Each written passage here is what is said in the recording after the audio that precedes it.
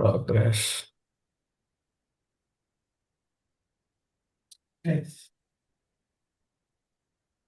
मंगलाचरण हो गया।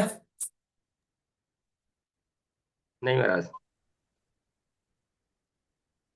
ओम ज्ञानतिमिरन्धस्य ज्ञानाञ्जनशलाकया चक्षुरुन्मीलितं येन तस्मै श्रीगुरवे नमः।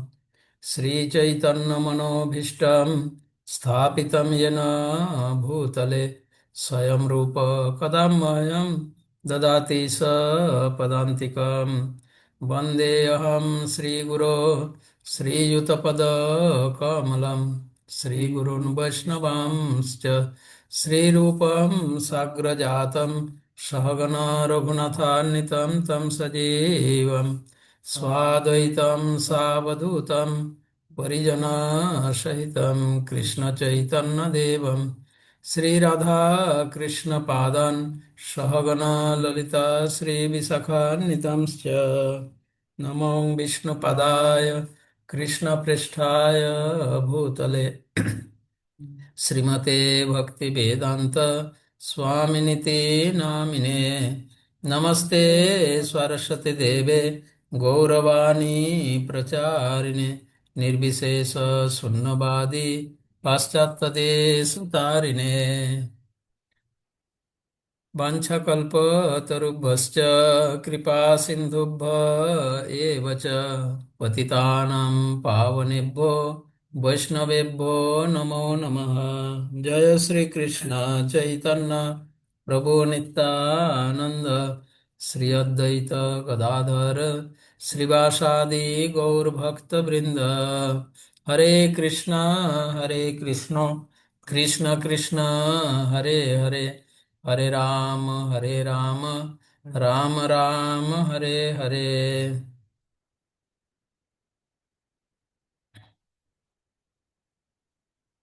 तो आज हम अलग अलग सैटेलाइट से देख रहे हैं एक दूसरे को।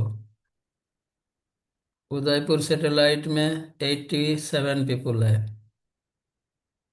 और जयपुर सैटेलाइट में कितना है? 40।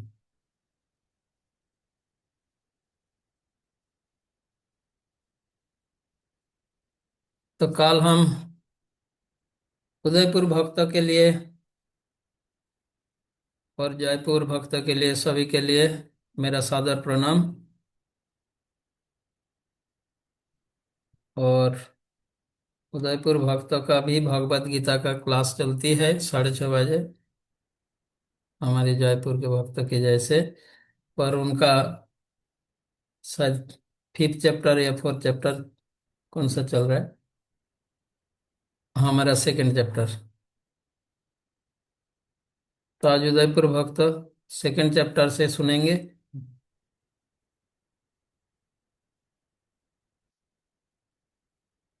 कल हम अध्याय 2 के अर्जुन का मोह दूर करने के लिए भगवान श्री कृष्ण अर्जुन के तर्क का खंडन किए।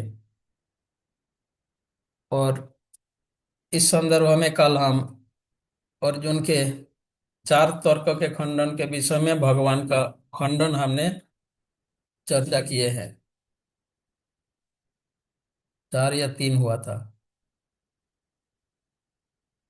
या 1 हुआ था इससे पहले क्लास में? कोई याद दिला सकता है?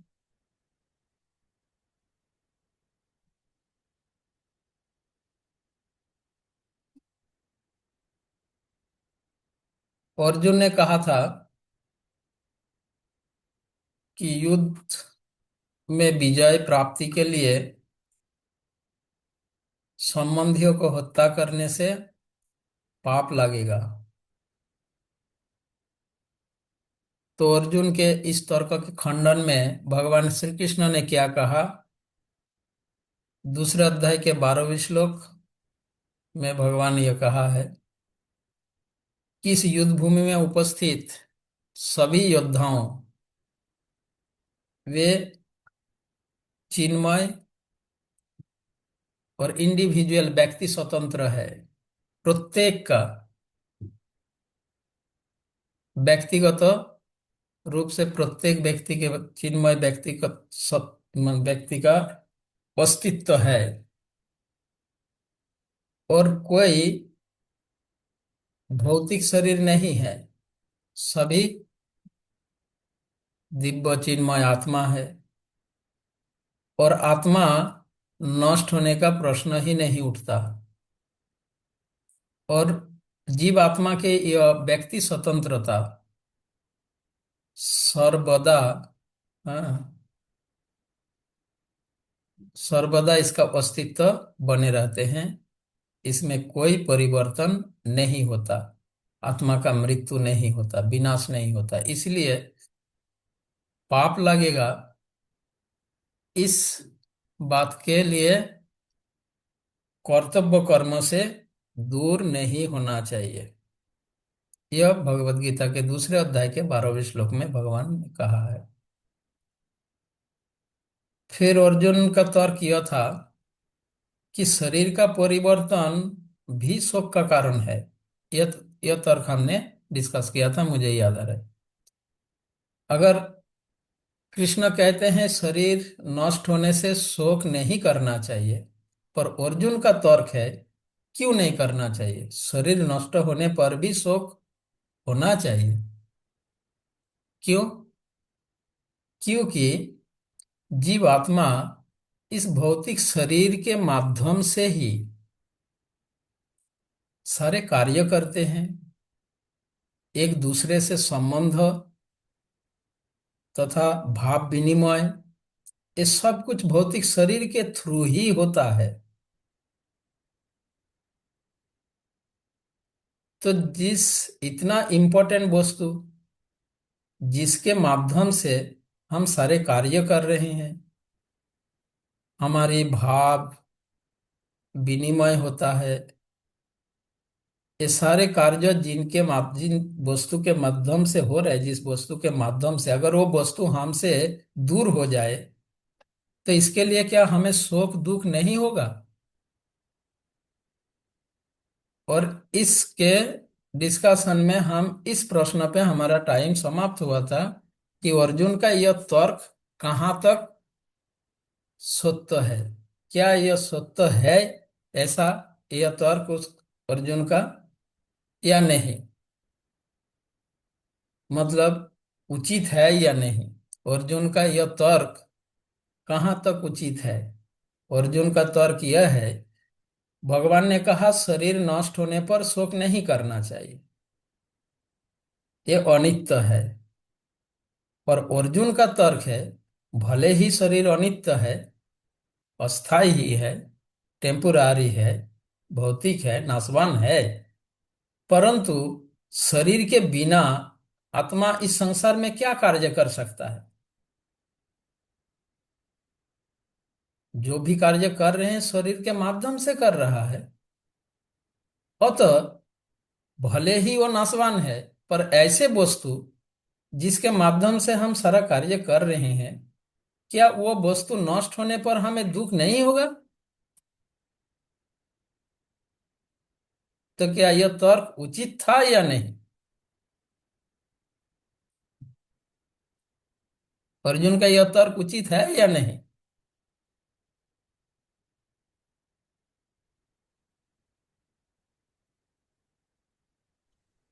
महाराज जी, शारीरिक दृष्टि से तो उचित था। उचित था। तो अगर उचित था तो भगवानों ने भत्सना क्यों किया?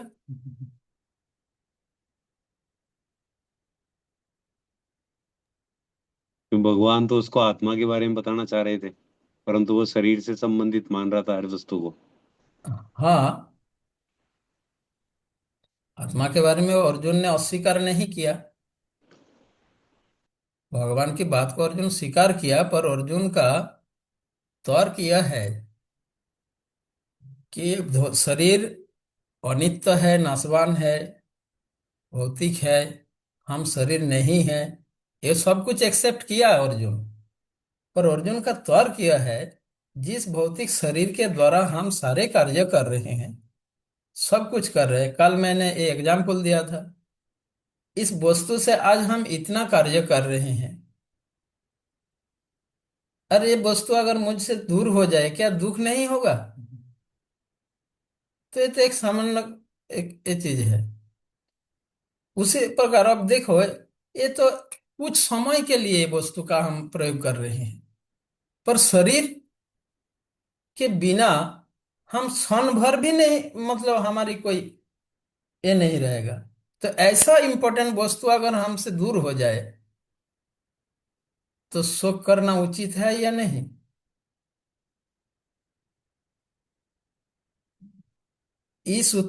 उनका तर्क बिल्कुल उचित है, उचित था। पर अर्जुन को लिए वो भगवान का कहना है, तुम तुम्हें यह कहना शोभा नहीं देता। समझे? कभी कभी कुछ बात ऐसा होता है, बात तो उचित है, सही है, पर वह बात ऐसे योग्य व्यक्ति के लिए शोभा देता है। भगवान का कहना है तुम्हें यह कहना शोभा नहीं देता, इसीलिए भगवान ने कहा कि पंडित की तरह बात कर रहे हो। मतलब और भगवान यह कहा, तुम पंडित तो हो, अगर पंडित होते तो तुम्हारे यह कहना शोभा देता, अच्छा लगता और एक्सेप्टेबल होता। पर तुम्हारे यह बात तुमसे यह एक्सेप्ट नहीं किया जा सकता कि तुम यह कहने योग्य नहीं।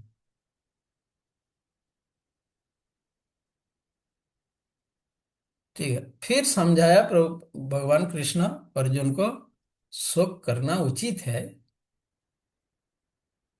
पर कहाँ तक उचित है, कितना उचित है, ये तुम नहीं जानते। इसीलिए जिस विषय में किसी का पूर्ण ज्ञान न हो उस विषय में बात करना शोभा नहीं देता। कहाँ तक शोक करना चाहिए, मतलब कितना शोक करना चाहिए शरीर के लिए? जो व्यक्ति इसका इस विषय में जिसका पूर्ण ज्ञान नहीं है, उनका शोक करना मूर्खता ही परिचय होता है। जैसे भौतिक उदाहरण दिया जाए, हमारी समझ आए।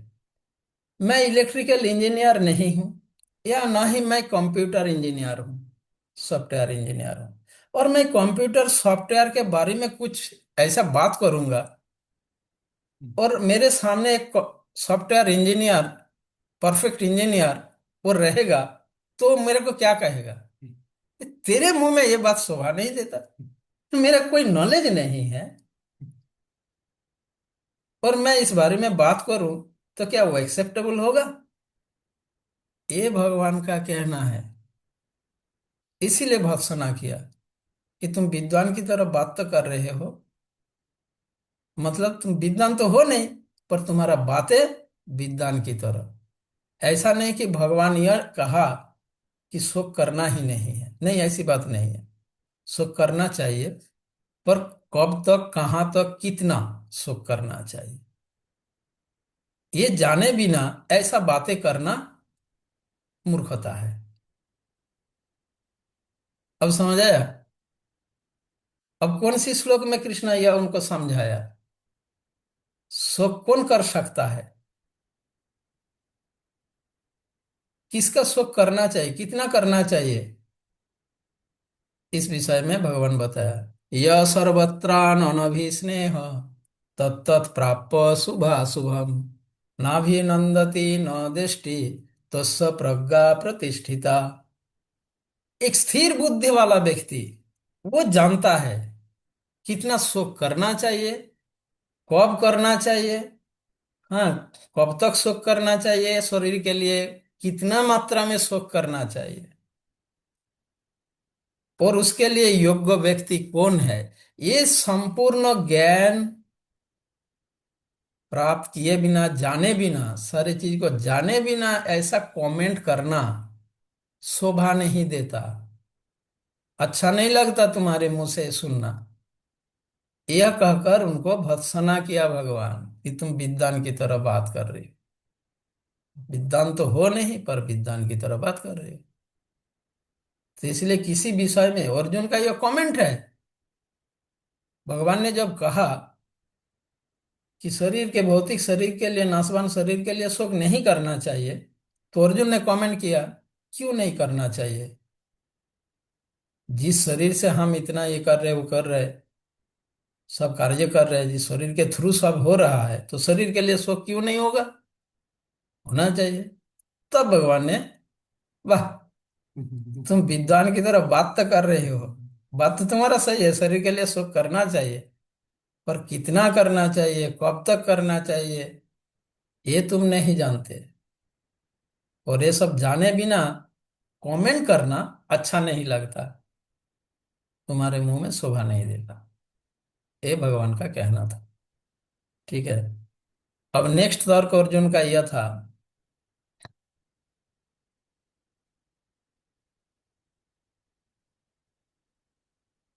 जब एक व्यक्ति युवावस्था से वृद्ध अवस्था को प्राप्त होता है,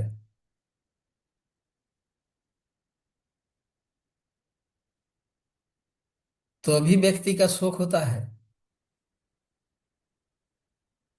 हाँ या ना? युवावस्था से वृद्धावस्था में अगर अवस्था का शरीर प्राप्त होता है, तो भी शोक होता है, दुख होता है। मेरा मोबाइल पुराना हो जाता है, दुख होता है, पैसा नहीं है नया अच्छा मोबाइल खरीदने का। किसी के पास गाड़ी है, पुराना मॉडल हो गया, खटारा बन गया, नया मॉडल गाड़ी खरीद नहीं पा रहा है, तो दुख होता है या नहीं? अर्जुन का ये भाव भी है। चलो, नष्ट होने पर दूसरा भाव उनका यह है, अर्जुन का, पर अगर मैंने एक नया अच्छा खासा वस्तु मेरे पास है, इसका यूज लिए बिना ही इसको नष्ट करने से क्या शोक नहीं होगा? अर्जुन का भाव यह है, जो बूढ़े डूढ़े है, चलो शरीर कुछ दिनों में नष्ट हो जाएगा, पर जितना यंग यहाँ पर एकत्रित है, किसी का 16 वर्ष का उम्र में युद्ध भूमि में आ गया, अभी तो पूरा युवावस्था की शुरुआत भी नहीं हुआ। अभिमन्यु कितने वर्षों के थे?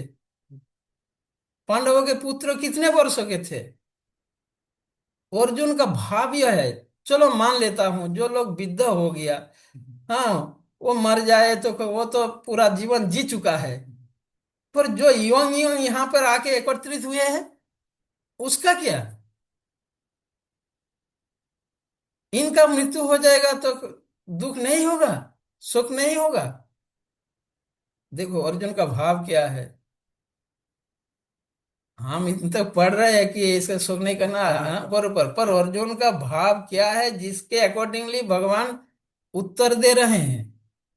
देहिनोस्मिन यथा देह श्लोक कहाँ आया, क्यों आया, भगवान ये बात बताया। इसका पर्पस पीछे यह रीजन है। अर्जुन का भाव यह है, चलो मान लेता हूं जो लोग बूढ़ा हो चुका है, युद्ध भूमि में आए हैं, ये युद्ध में मरेगा या कहीं ऐसे, तो वो तो जीवन जी चुका है, पर जो यंग यंग बच्चे बच्चे सब आ गया यहाँ पर मरने के लिए, ये सब मर जाएंगे, इनका क्या होगा? क्या इन सभी के लिए दुख नहीं होना चाहिए? इसके अगेंस्ट में भगवान ने कहा, देहिनोस्मिन यथा देहे कौमारं यौवनम जरा तथा देहांतर प्राप्ति धीरस्तत्र न मुह्यति। ऐसा नहीं है कि भगवान की इस श्लोक ये अर्जुन के भाव के अनुसार भगवान यह बता रहे हैं।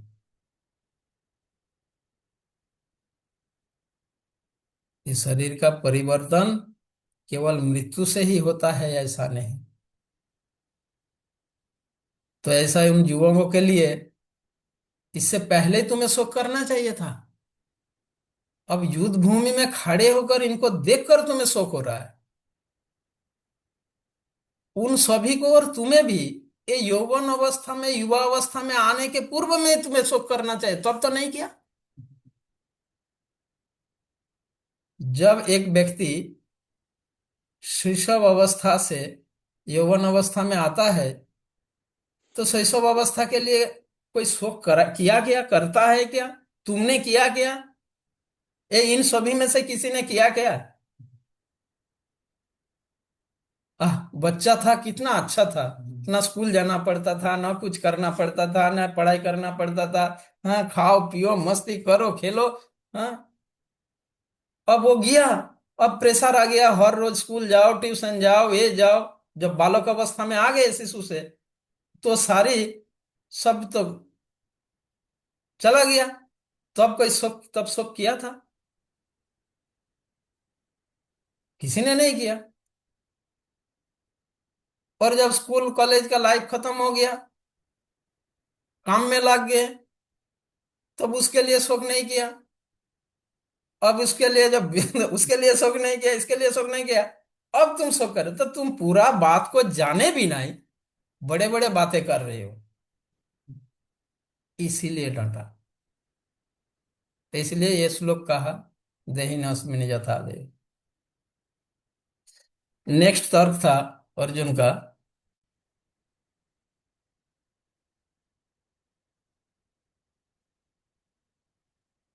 ये अटैचमेंट, जो 14 नंबर श्लोक में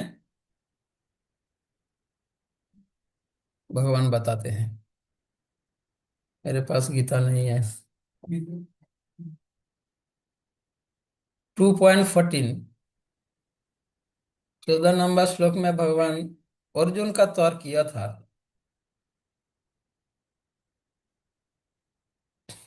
कि सगे संबंधियों का प्रेजेंट बॉडी, जो वर्तमान शरीर के प्रति मेरा अटैचमेंट है, और ये अटैचमेंट होने के कारण, आसक्ति होने के कारण, वो शरीर नष्ट होने से शोक होना स्वाभाविक है, दुख होना स्वाभाविक है। ठीक। इन सभी भौतिक शरीर के प्रति मेरा आसक्ति है, और इस कारण शोक हो रहा है। इसके उत्तर में यह तर्क खंडन करने के लिए भगवान 2.14 नंबर श्लोक बताते हैं, जिसमें भगवान यह बता रहे हैं, 2 का 14, मात्रा स्पर्शास्तु कौन्तेय शीतोष्ण सुख दुखदा आगम आगम अपायन अनित्य तांस्थितिक शस्य भारत।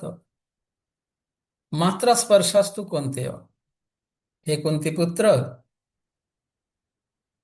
भगवान यह बताते हैं, ये आसक्ति के कारण जो शोक है, एक विद्वान व्यक्ति को क्या करना चाहिए? भत्सना के एक सपोर्ट में क्या क्या भगवान बता रहे हैं, देखो, भत्सना कर दिया, डांटा, डांटने के पीछे रीजन क्या है, वो रीजन एक्सप्लेनेशन अगले श्लोकों में भगवान दे रहे हैं। ऐसा नहीं कि अर्जुन के कोई युक्ति उचित नहीं था, उनके सारे युक्ति उचित था, सारे तर्क, लॉजिक उचित था, पर अर्जुन का मतलब ऐसे अपूर्ण जानकारी जिनका है, पूर्ण ज्ञान नहीं है, वो अगर ऐसा कमेंट करे, तर्क करे, तो वो उचित नहीं है, यह भगवान समझा रहे हैं। और यह स्थिति हम सभी के हैं, इस भौतिक संसार, हम सभी के यह स्थिति है। इस कारण तो भगवान ने बताया कि जड़ वस्तु के प्रति आसक्ति का, आसक्ति त्याग करके और द्वंद्व भाव सहन करते हुए, सामयिक द्वंद्व भाव को सहन करना चाहिए। एक पूर्ण ज्ञानी व्यक्ति, बुद्धिमान व्यक्ति का कर्तव्य यह होता है। मात्रा स्पर्शास्तु कौन्तेय, मात्रा शब्द का अर्थ,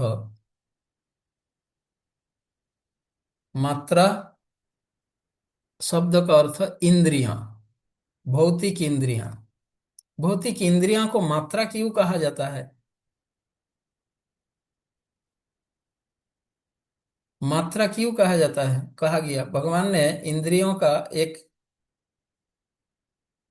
वर्ड, यहाँ पर इंद्रियों को मात्रा शब्द द्वारा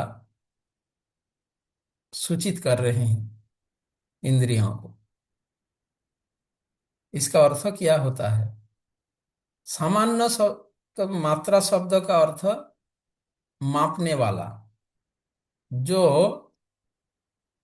माप जोक किया जाता है। इंद्रियों का स्वभाव है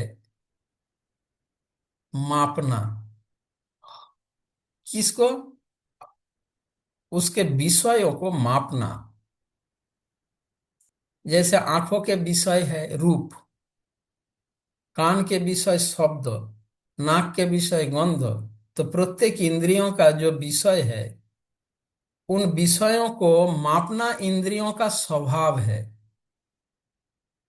भौतिक इंद्रियों का स्वभाव है मापना। मतलब हमारा इंद्रिय यह मापता रहता है कि इस विषय से मुझे कितना सुख मिलेगा। जब इंद्रियों को लगता है हाँ, यह विषय मुझे इतना सुख देने वाला है, ये विषय उतना नहीं देने वाला, तो कम सुख देने वाला को त्याग कर अधिक सुख देने वाला के प्रति हमारा इंद्रिय आकर्षित होता है और आसक्त होता है।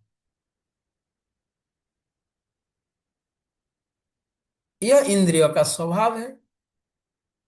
इसीलिए इंद्रियों को मात्रा शब्द द्वारा भगवान सूचित किया, क्योंकि इसका स्वभाव है सर्वदा मापते रहना, मापते रहना। ये भौतिक इंद्रियों का स्वभाव है। ये विषय मुझे अधिक सुख देगा, ये कम सुख देगा, ये अधिक सुख देगा, ये अधिक आस्वादनीय है, ये कम आस्वादनीय है। ये इंद्रियों का स्वभाव है, भौतिक इंद्रियों का।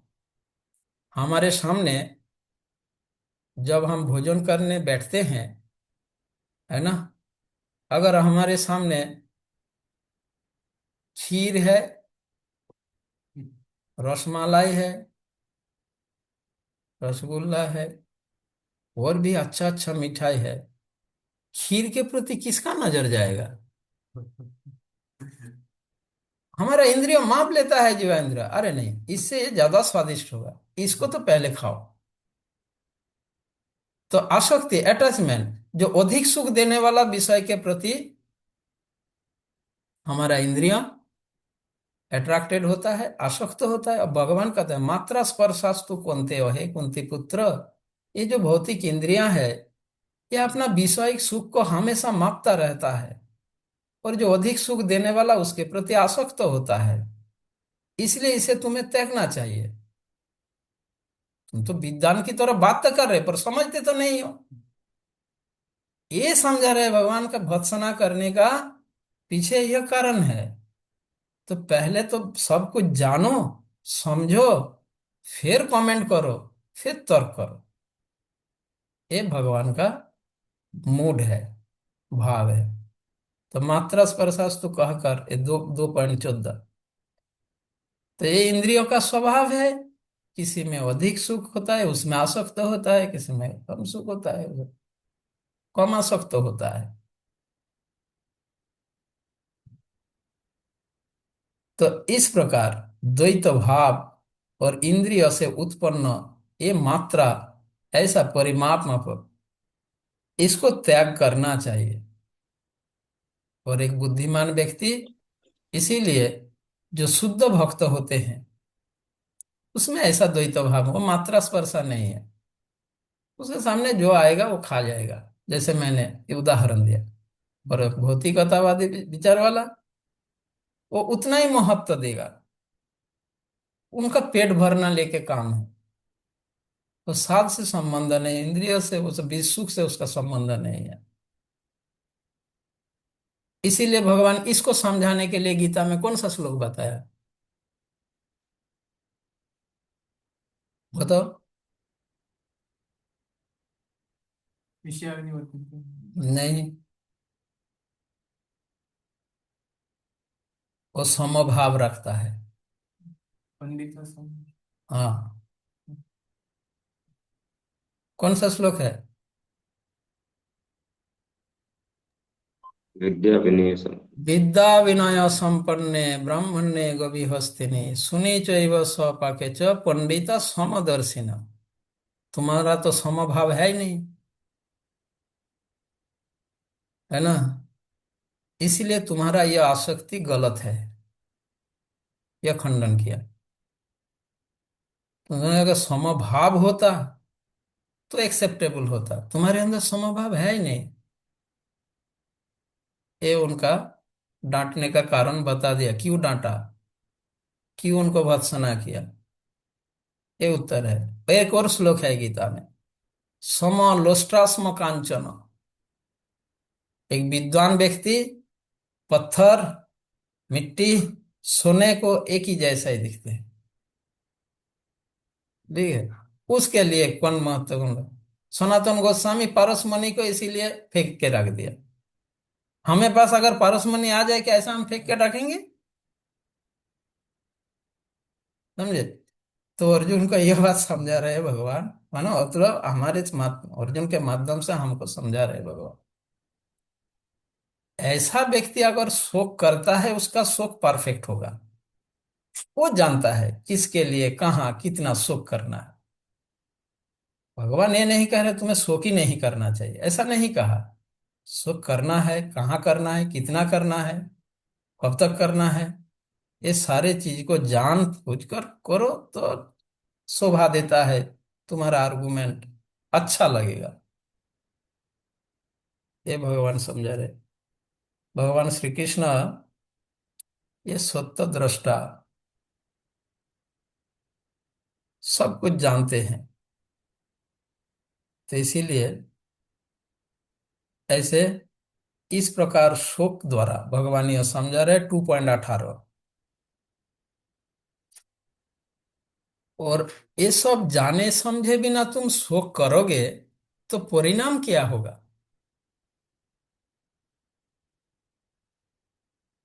ऐसे शोक करने वाला, दुख करने वाला व्यक्ति, ऐसे शोक करने से क्या परिणाम होता है? 2.18, 16, 17, 18, ये तीन श्लोक में भगवान इस बात को क्लेरिफाई करते हैं। पूर्ण ज्ञान प्राप्त किए बिना कुछ कमेंट करना, तर्क करना और उसका परिणाम इन श्लोकों में 16, 17, 18 में समझा रहे हैं। 2.16, 17, 18, जिसमें भगवान ये बताते हैं कि आत्मा नित्य है, शरीर अनित्य है, अस्थाई है। यह कहकर भगवान यह समझा, अगर तुम युद्ध नहीं भी करोगे तो भी ये लोग मरेगा ही। तुम्हारा आसक्ति या तुम्हारा दुख इनकी रक्षा नहीं कर सकता।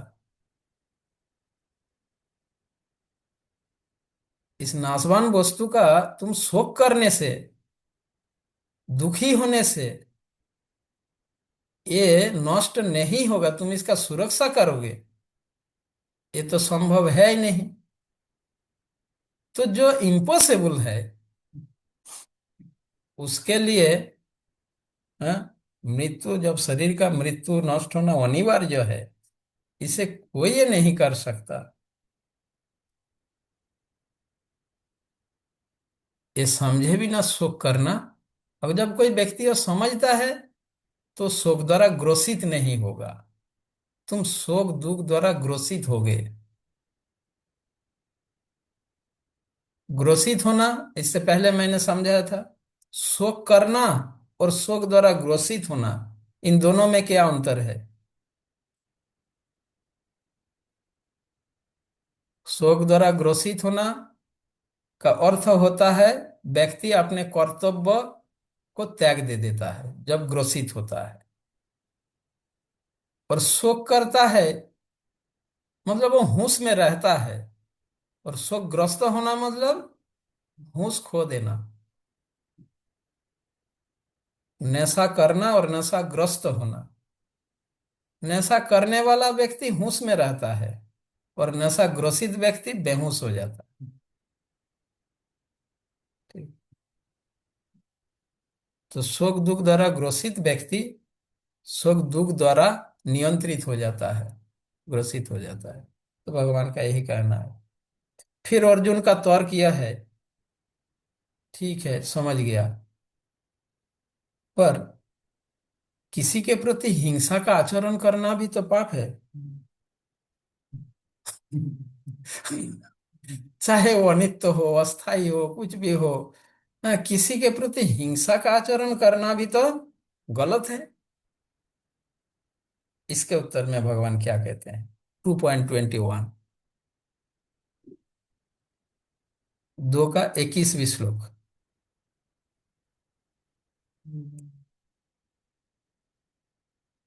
जब अर्जुन ने कहा किसी के प्रति हिंसा का आचरण करना गलत है, पाप है, इसका उत्तर क्या बताया भगवान? 2.21।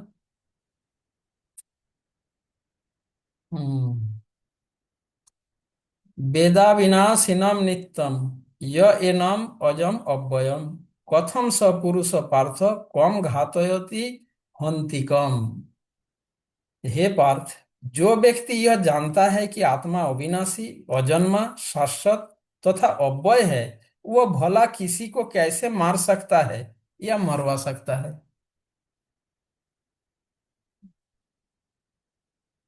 देखो उनका पकड़ लिया।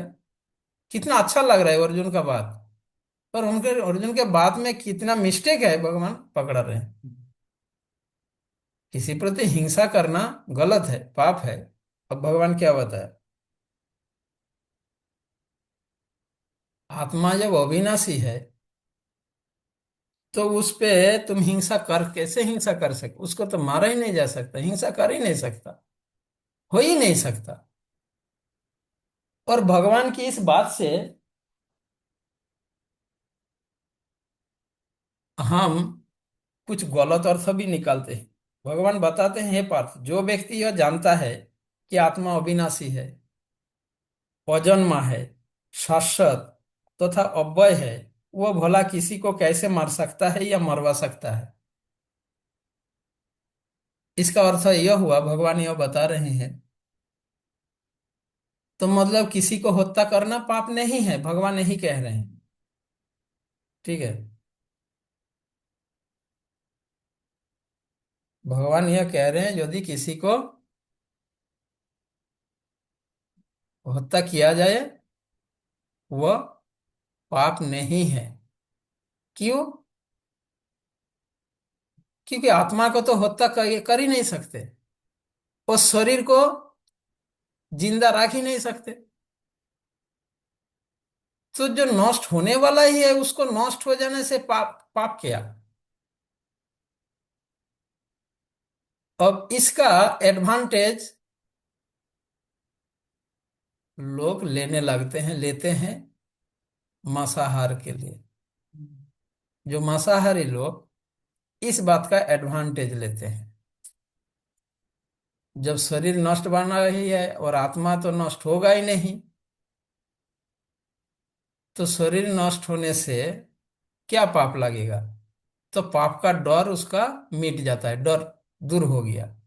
इस बात से, इस प्रकार विचार के कारण जिनको ज्ञान है वो भी मांसाहार करता है, ये जानते हुए, तो उनमें यह विचार है कि शरीर तो नष्ट हो गए और शरीर नष्ट होने से क्या पाप लगेगा। इसका उत्तर, तो किसी जीव को हत्या करना, उसका शरीर नष्ट करना पाप नहीं है भगवान के इस बात के हिसाब से। इस चर्चा के अनुसार किसी जीव के शरीर को नष्ट करना पाप है ही नहीं। तो इसका खंडन कैसे करेंगे? भगवान कहते हैं मेरे निर्देश के अनुसार अगर यह कार्य करोगे तो पाप नहीं लगेगा। और प्रभुपाद उदाहरण दिया तात्पर्य में, जिस प्रकार सेनापति के निर्देश में सैनिक अगर किसी को मारता है तो सैनिक को कोई दोष नहीं लगेगा। तो भगवान कहते हैं मेरे निर्देश में अगर यह कार्य करोगे, यह युद्ध करोगे, इनको हत्या करोगे, तो तुम्हें कोई पाप नहीं लगेगा। क्यों? क्योंकि ये शरीर मेरा ही देन है और मैं ऑर्डर कर रहा हूं नष्ट कर दो। तो तुम्हारा पाप कहां से आ रहा है? समझे? इन सभी शरीर का मेरा ही देन है, मैंने दिया, और मैं कहता हूं इसको तोड़ डालो, नष्ट कर दो, और मेरे निर्देश के अनुसार तुमने नष्ट किए हो, तो तुम्हें पाप कहां से लगेगा? हाँ, अगर तुम अपने मर्जी से करोगे तो पाप है, गलत है। मेरे वस्तु और तुमने इसका अपना हाथ में ले लिया, तब पाप लगेगा। पर जो चीज मेरा है और मैं निर्देश दे रहा हूं, तो उसमें तुम्हें पाप कहां से लगेगा? तो इसीलिए भगवान के निर्देश में अगर कोई हत्या हो रहा है तो वो पाप नहीं है।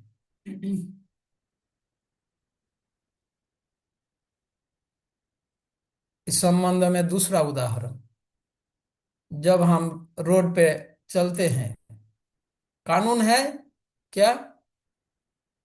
रेड सिग्नल में रुकना चाहिए, क्रॉस नहीं करना चाहिए, जाना नहीं चाहिए। पर जहां मानो कहीं रेड सिग्नल है, ट्रैफिक सिग्नल, और वहां पे ट्रैफिक पुलिस आपको कहते हैं जाओ, निकलो, तब आप रेड सिग्नल होते हुए भी अगर तब निकलोगे, तब क्या आपका रूल ब्रेक होगा? रूल ब्रेक किया माना जाएगा? जब ट्रैफिक पुलिस यह बता रहे हैं कि निकलो, रेड है पर तुम निकलो, जाओ, और तुम अगर चले गए, क्या इसमें आपने ट्रैफिक रूल ब्रेक किया? माना जाएगा तुमने ट्रैफिक रूल ब्रेक किया? नहीं माना जाएगा। ठीक उसी प्रकार भगवान जब कह रहे हैं युद्ध करो, मारो, तो तुम्हें पाप कहां से लगेगा? तो इस प्रकार प्रभुपाद उदाहरण के साथ समझा रहे हैं। तो अर्जुन के ये पाप लगने का डर भी, ये तर्क भी भगवान ने खंडन किया। फिर अर्जुन का तर्क यह है, पर अब ये जो लोग, ये जब इनका शरीर को खो देगा, जिस शरीर से ये एंजॉय कर रहा है, उनका उस सुख का सोर्स को नष्ट कर देना गलत नहीं है?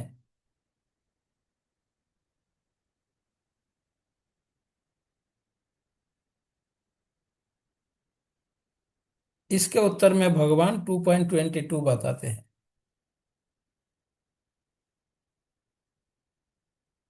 2 का 22।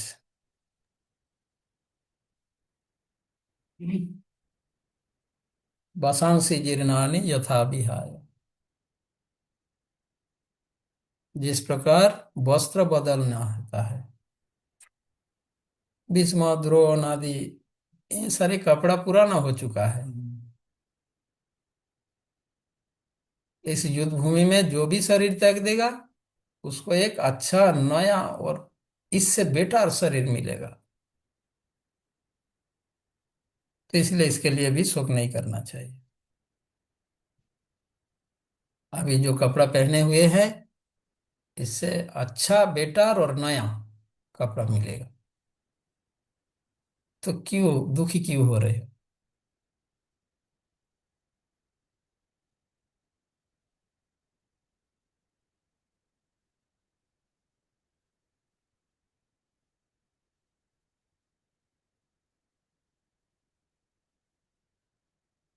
और इसी के इससे सपोर्ट में 23-24 लोग भी इसी सपोर्ट में ही है। आत्मा को अस्त्र द्वारा नहीं काटा जा सकता, शरीर कटेगा। हम्म।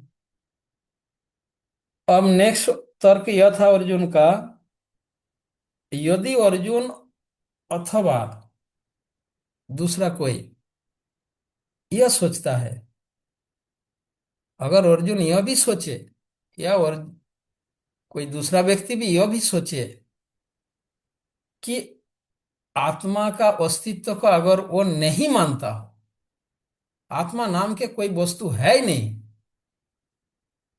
ऐसा कोई नास्तिक भी अगर हो, आत्मा नाम के किसी चीज को मानता ही नहीं, है ही नहीं, ऐसा अगर कोई कहता है, सब कुछ शरीर ही है, तो भी शोक नहीं करना चाहिए। आत्मा में अगर तुम विश्वास भी नहीं करते हो, शरीर में विश्वास करते हो, तो भी शोक नहीं करना चाहिए।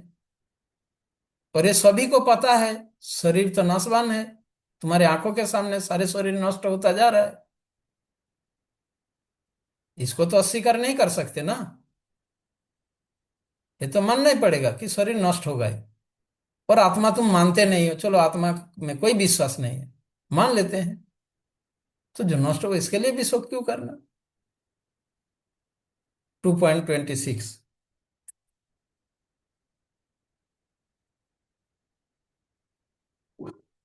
26 या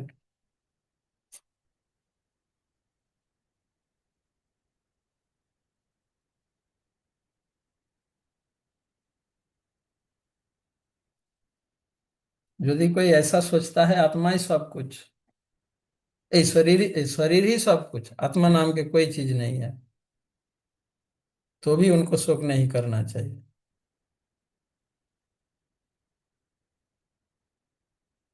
कौन सा श्लोक है?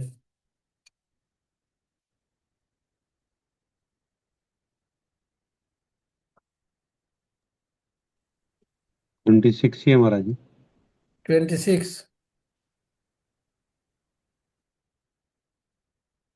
अथ चैनम नित्य जातं नित्यं वा मन्न से मृतम तथापि तंग महाबाहो नैनम सचितुम अर्हसि।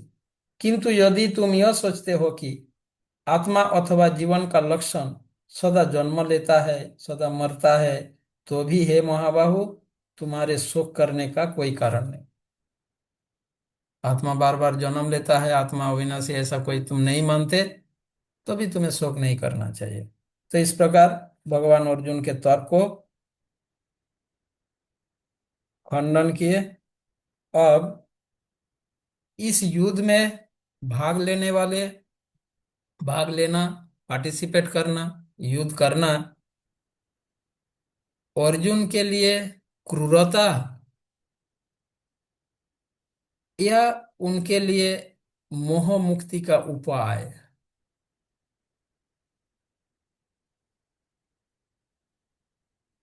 क्या शिक्षा है यहाँ पर? युद्ध भूमि में, युद्ध कार्य करना, यह आत्मा के लिए क्रूरता है, सॉरी, अर्जुन के लिए क्रूरता है, या उनके लिए यह मोह मुक्ति का उपाय है? क्या माना जाएगा?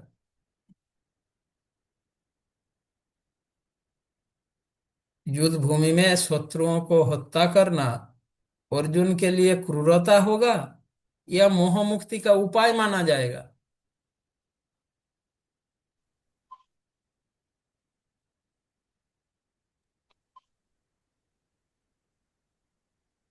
मोह मुक्ति का उपाय।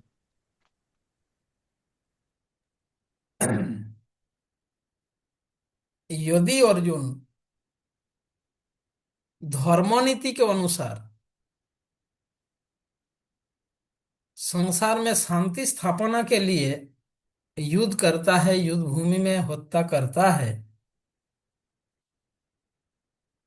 तो यह उनके लिए क्रूरता नहीं माने जाएंगे। ठीक है।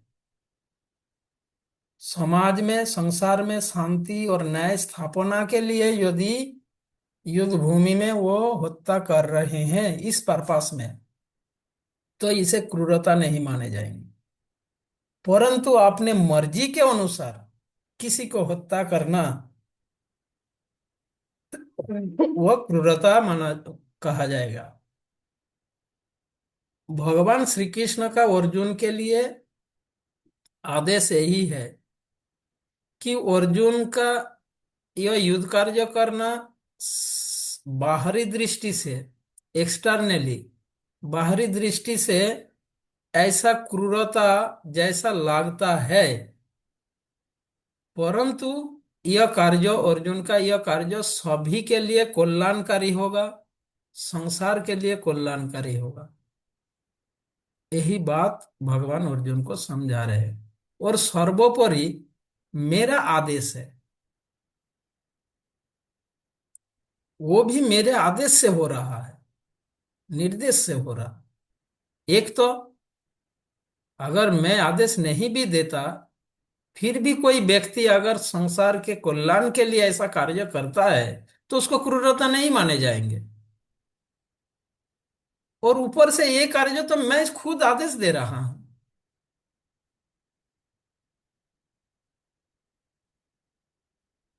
यह भगवान समझा रहे हैं, तो ऐसे इसको क्रूरता नहीं होगा, धर्म नीति के अनुसार वो यह कार्य करे। मुख्य पॉइंट यह है। एक डॉक्टर, जो सर्जन, इसका बैटरी लो हो रहा है। एक डॉक्टर, सर्जन, जब वो ऑपरेशन करता है, जब वो ऑपरेशन करता है मरीज का, बस 2 मिनट हो गया। जब वो ऑपरेशन करता है, जाओ जाओ, हाँ, ऑपरेशन करता है, तब वो रोगी का जीवन रक्षा के लिए वो चाकू का यूज लेता है, उसके शरीर को काटता है, न कि उसको हत्या करने के लिए। उसका जीवन रक्षा के लिए उसका शरीर में चोट पहुंचाना होता है। तो यदि कोई व्यक्ति ऐसा समझे बिना, जाने बिना डॉक्टर का यह कार्य कोई देखे कि वो किसी को काट रहा है, और कहेगा ये कितना क्रूर है, बताओ, क्या उनका दृष्टि सही है? एक डॉक्टर ऑपरेशन करते समय जो काट रहा है किसी के बॉडी को, और कोई व्यक्ति देखकर अगर डॉक्टर के लिए ऐसा कमेंट करे कि कितना क्रूर व्यक्ति है, कितना निर्दय है। अरे निर्दय क्या है, वो दयालु है, उनका जीवन बचा रहा है वो, पर बाहर दृष्टि से लगता है वो क्रूर है। ठीक उसी प्रकार युद्ध भूमि में अगर ऐसे शत्रुओं को हत्या करना, एक क्रूरता नहीं, बल्कि समाज की रक्षा करना, लोगों की कल्याण करना, इसे क्रूरता नहीं कहते।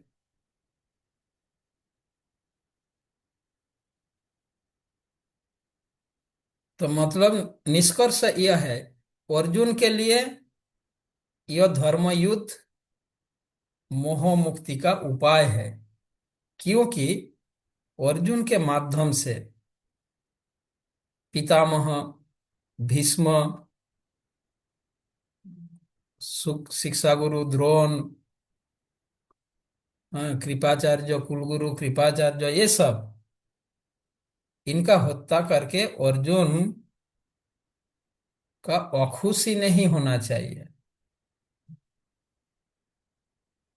इससे क्या होगा, समस्त कर्म फल से मुक्त होकर ये लोग नया शरीर प्राप्त करेंगे, और अर्जुन भी संसार का कल्याण करके श्रेय प्राप्त करेंगे। इसीलिए जो यज्ञ होता है, भगवान के प्रसन्नता के लिए जो कार्य होता है, उसे यज्ञ कहते हैं। ये धर्म युद्ध भी एक यज्ञ है भगवान की प्रसन्नता के लिए। इसीलिए इस यज्ञ में जिनका बलि चढ़ेगा, उसको एक अच्छा गति प्राप्त होगा। जो भी मरेगा उसको एक अच्छा गति मिलेगा, क्योंकि ये यज्ञ है। यज्ञ यानी भगवान की प्रसन्नता, भगवान का निर्देश है यहाँ पर।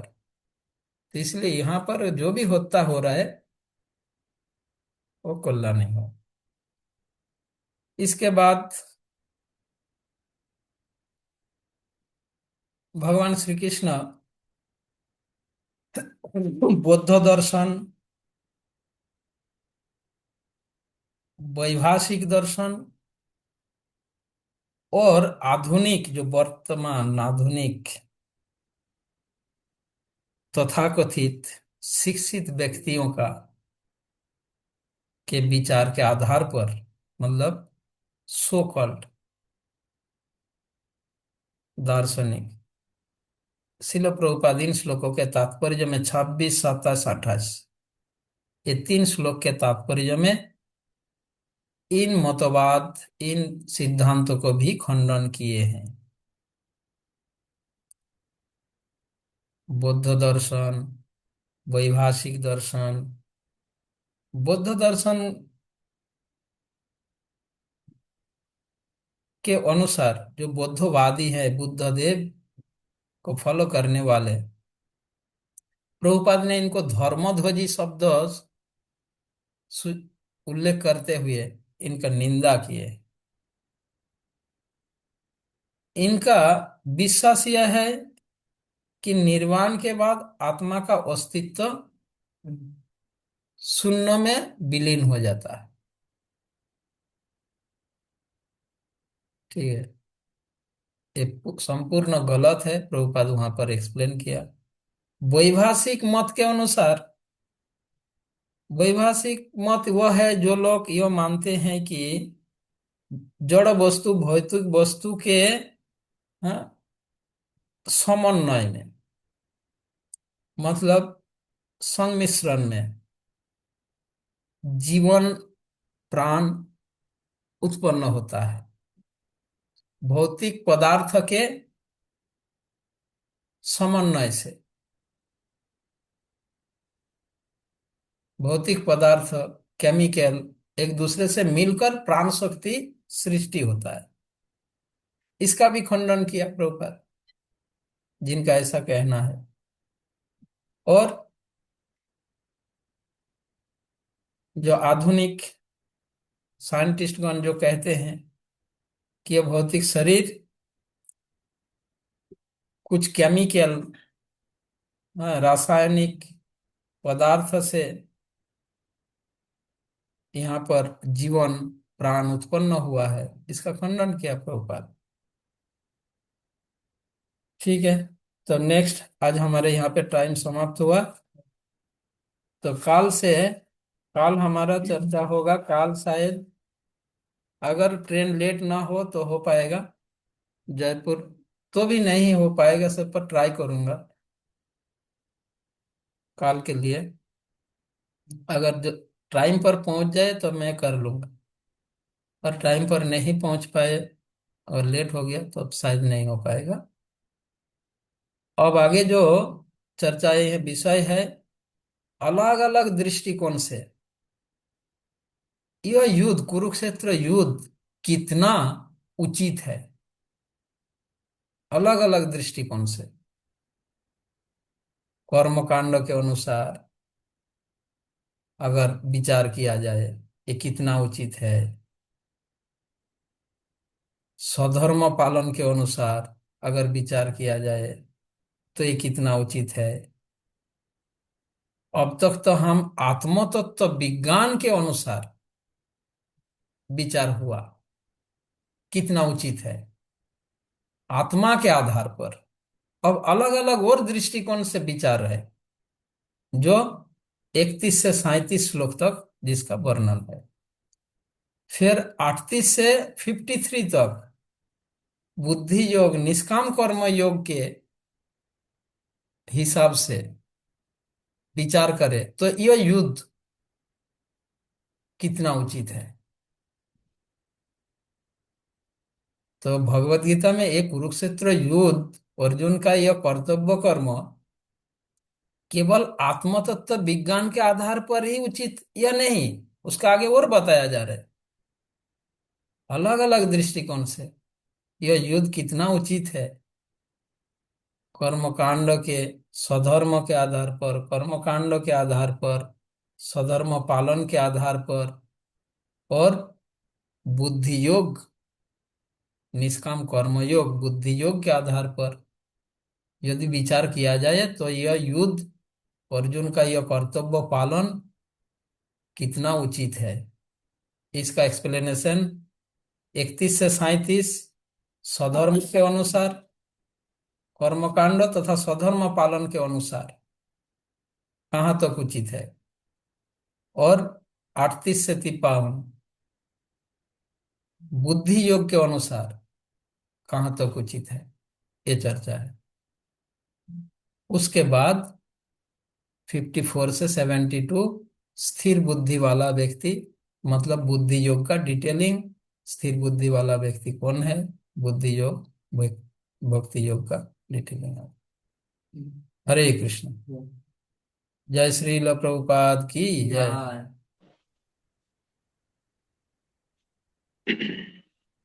परम पूज्य भक्ति भूषण गोविंद स्वामी महाराज की जय।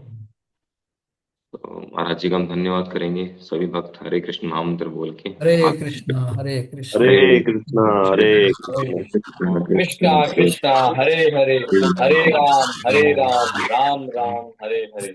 जय श्री ल प्रभुपाद की जय। जय।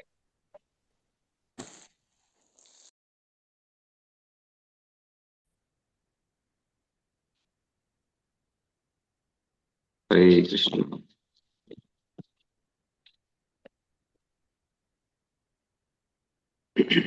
तो महाराज उदयपुर थे आज, फिर भी क्लास लिए हैं।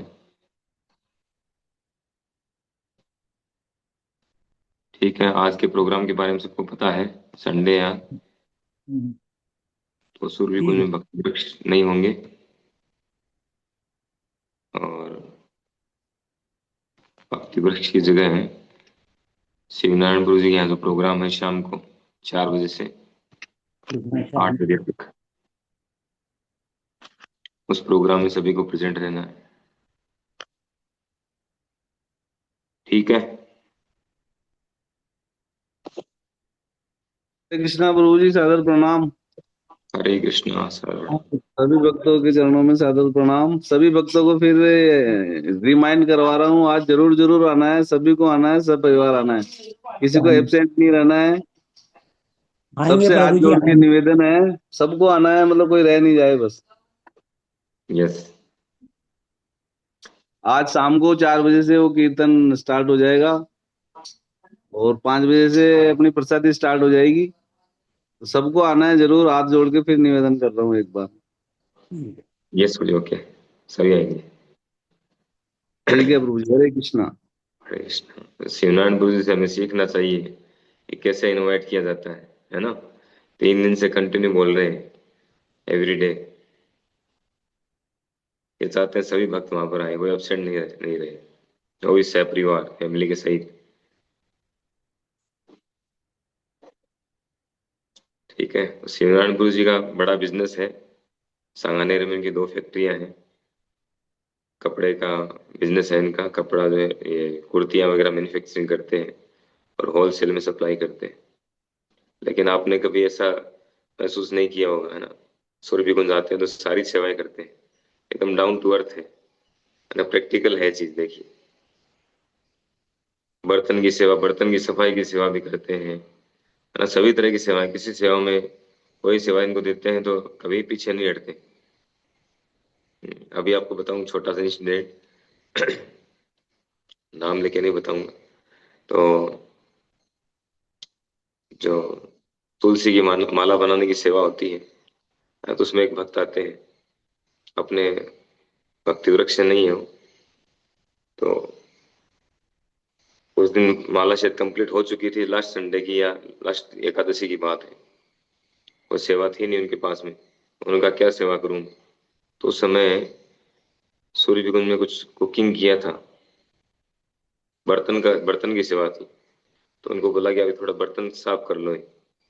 बर्तनों की सफाई कर लो। तो तुरंत मना कर दिया कि मैं नहीं कर सकता।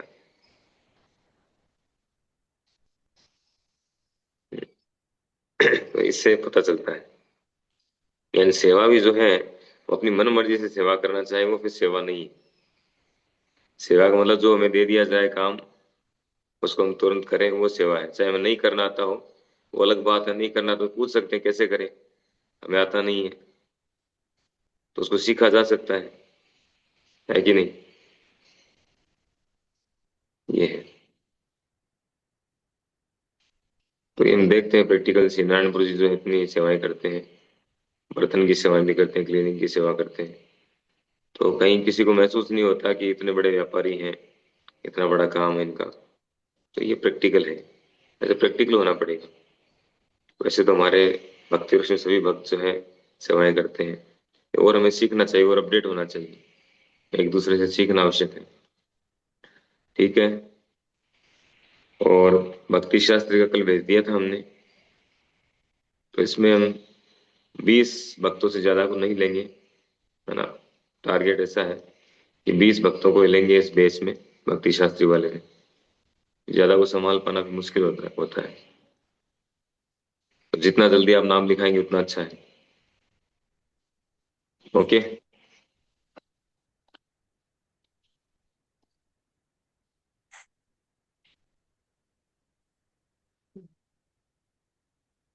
ठीक है, कोई कुछ कहना चाहते हैं, मीटिंग करें?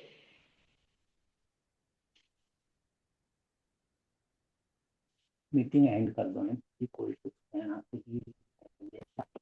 हरे कृष्णा गुरु सादर प्रणाम। प्रणाम। हाँ। मैं कह रहा था कीर्तन के लिए इंस्ट्रूमेंट कौन कौन क्या क्या ला रहा है, उसके लिए मीटिंग नहीं करी है, बताया नहीं कौन क्या लाएगा। अभी अभी कर लें डिस्कशन, अभी तो चल ही रहा है ना। हम्म। ये अलग से करें? हाँ बताइए। तो ये अलग से ही कर लो, उसके बाद सबको डिस्टर्ब करने से क्या फायदा। ठीक है, ओके, ठीक है। नारायण प्रभु। ठीक है। रील प्रभुपाद की जय, गुरु महाराज की जय, अनंत कोटि वैष्णव भक्त वृंद की जय, नमाचार्य श्री हरिदास ठाकुर की जय। वाञ्छा कल्पतरुभ्यश्च कृपा सिन्धुभ्यश्च पतितानां पावनेभ्यो वैष्णवेभ्यो नमो नमः। ठीक है, सभी भक्तों को धन्यवाद। कुछ और एक दो सूचनाएं थी, वो कल देंगे आपको। ठीक है।